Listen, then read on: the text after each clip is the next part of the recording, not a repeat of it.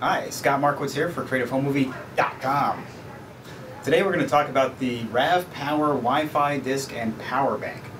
Now this is something that my friend Norman reviewed over on his channel, and he gave it a favorable review, but I want to put it through the paces with my iOS devices and see what I think about the unit. You can see the unit comes perfectly assembled right out of the box. It came with a charge on it, comes with a USB cord, and this is to hook it up to your computer for purposes of charging. Okay? It's got a slot here for SD cards, and it's got a USB connection here. This is where you hook up the unit to provide power to your iOS device. There's another USB port on the side next to the power button.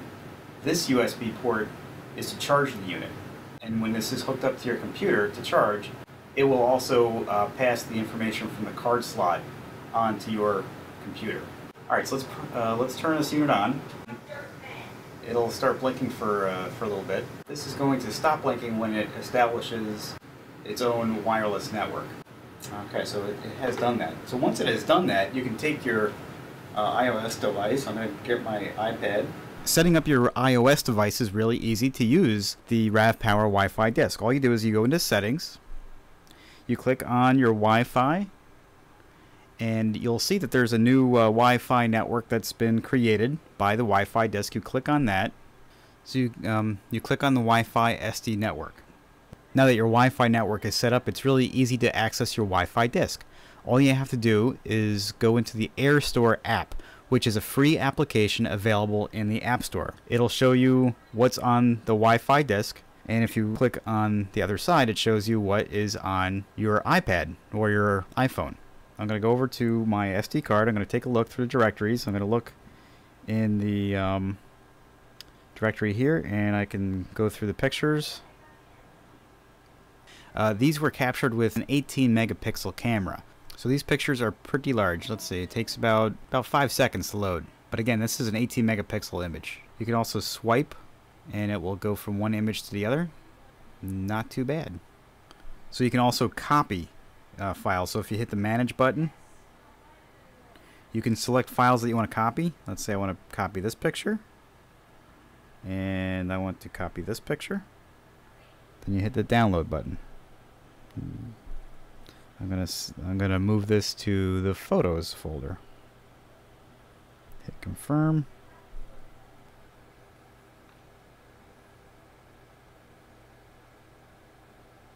So there you go. As you can see, that did not take long at all. I also tested it for battery charging, and I would say that it doesn't really help an awful lot with my iPad, but it did supply enough juice to keep my iPhone running for an additional 2.5 hours after the battery was totally dead. So that's pretty cool.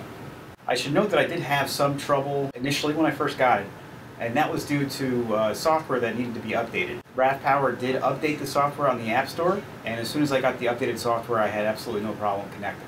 My only complaint about the RavPower Wi-Fi disc is that it does not read my Canon RAW files off my DSLR. So I have to shoot in RAW plus JPEG. It's a little inconvenient that I have to take up the extra space on my DSLR SD card. However, it kind of pays off dividends because I can view the stuff very quickly over the Wi-Fi. So I'm very happy with the RavPower Wi-Fi disc and battery bank. It works just as advertised. It does exactly what it says it does. It's a winner. I like it. Check it out.